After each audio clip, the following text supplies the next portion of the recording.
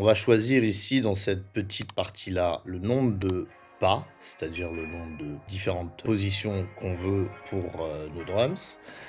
Et donc, on peut aller donc de 12 pas à 64, voilà, qui vont évidemment correspondre aussi au nombre de cases qu'on va avoir en haut, qui vont faire correspondance au nombre de cases qu'on va avoir en haut dans notre partie arrangement. En l'occurrence, si par exemple je me mets sur 32 pas, généralement c'est ce que je fais, je vais avoir, par exemple, si je place mon snare ici et que je joue,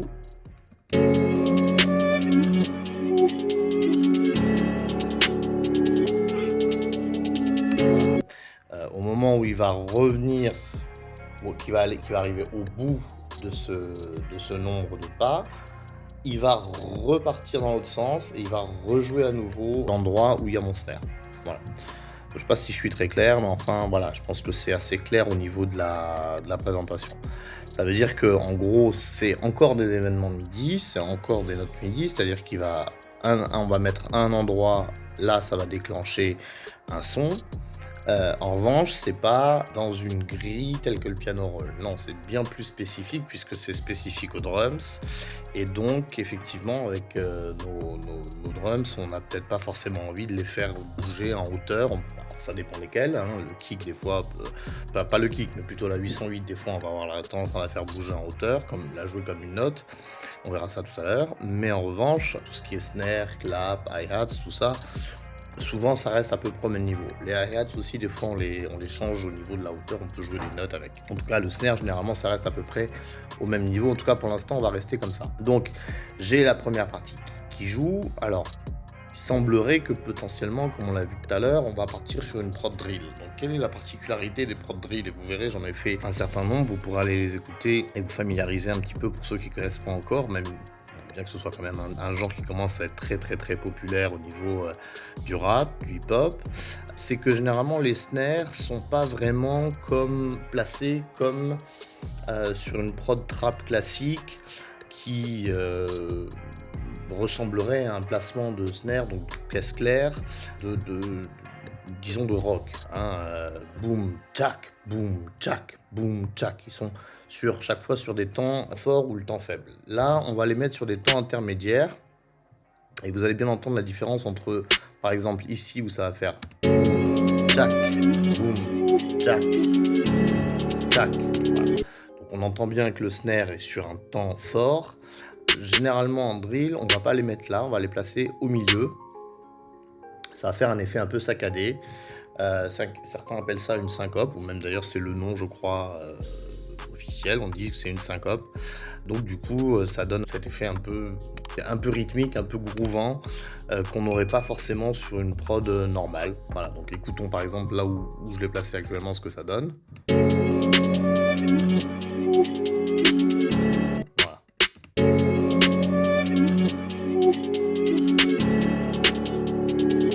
Voilà, donc pour la deuxième partie, là, vous voyez, je vais couper ma région et probablement que je vais faire une deuxième partie un peu différente, on verra. Mais pour l'instant, déjà, ça me va.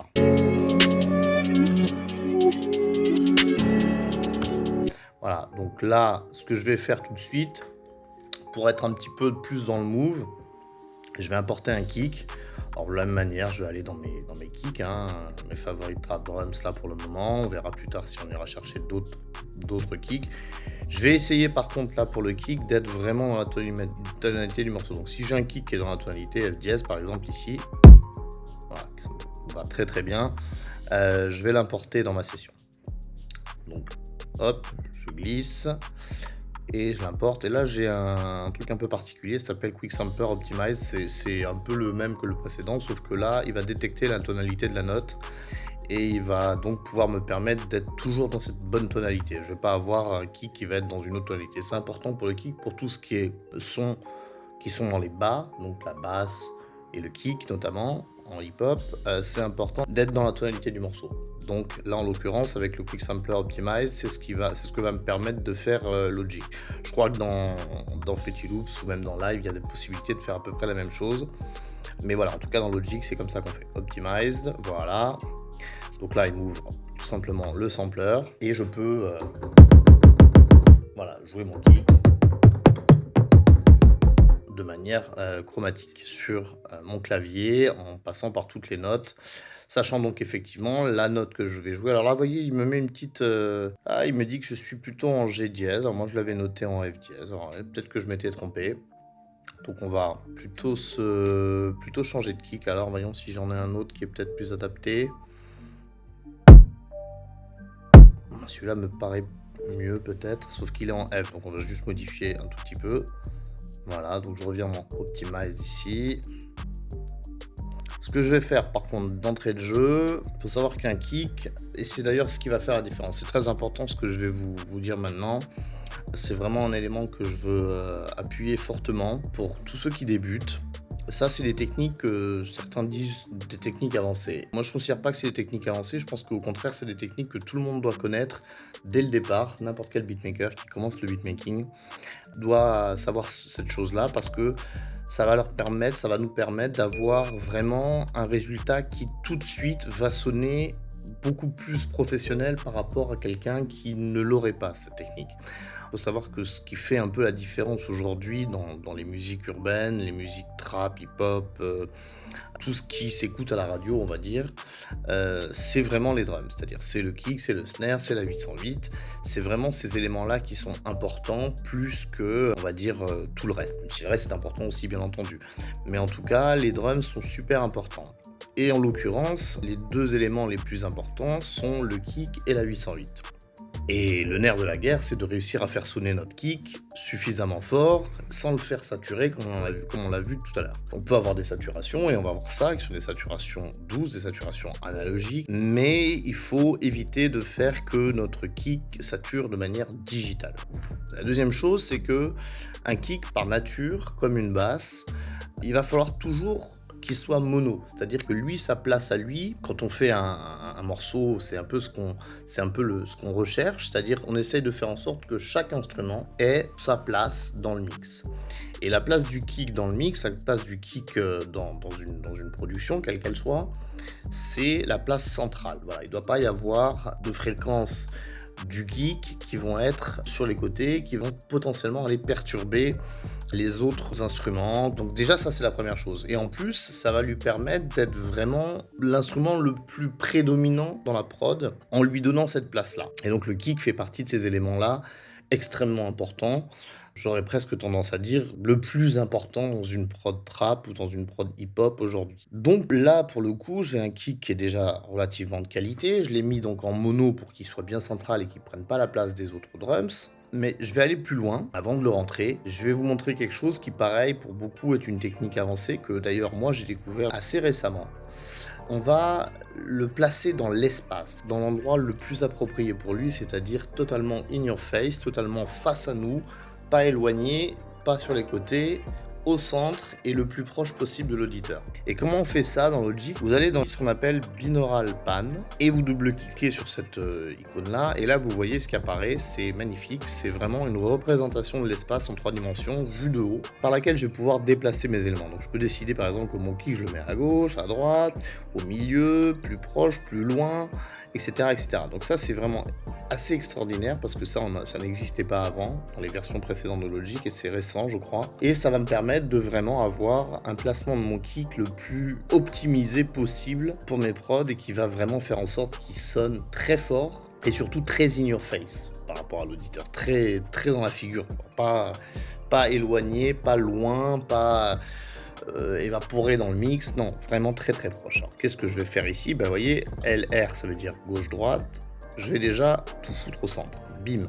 Donc là ça veut dire que j'étais déjà en mono, je vais être encore plus en mono, je risque pas d'avoir des fréquences sur les côtés.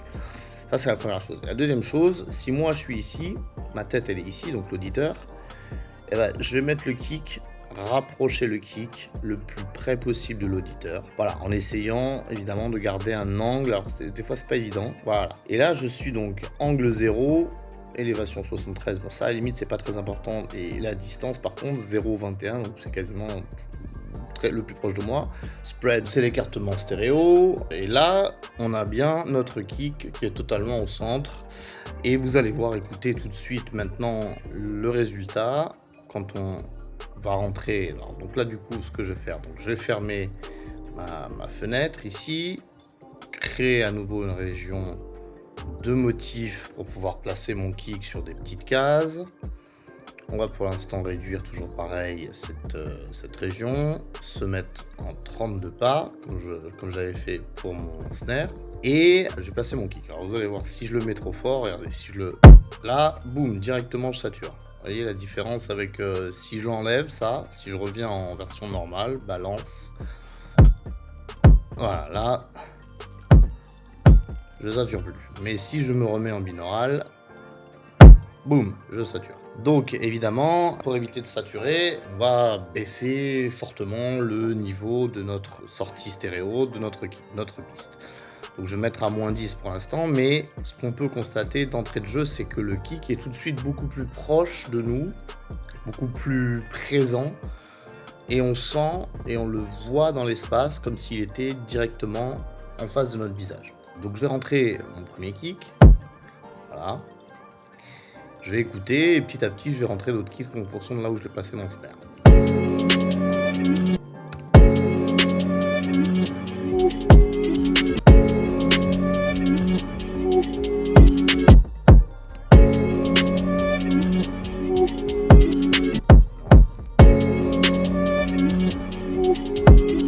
Non plus.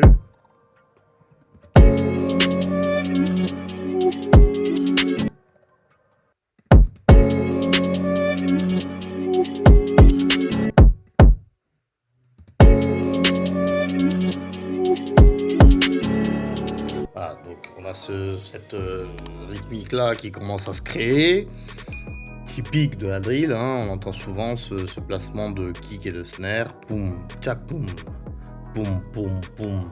Bon, j'ai l'air un peu ridicule quand je fais ça, mais vous avez compris.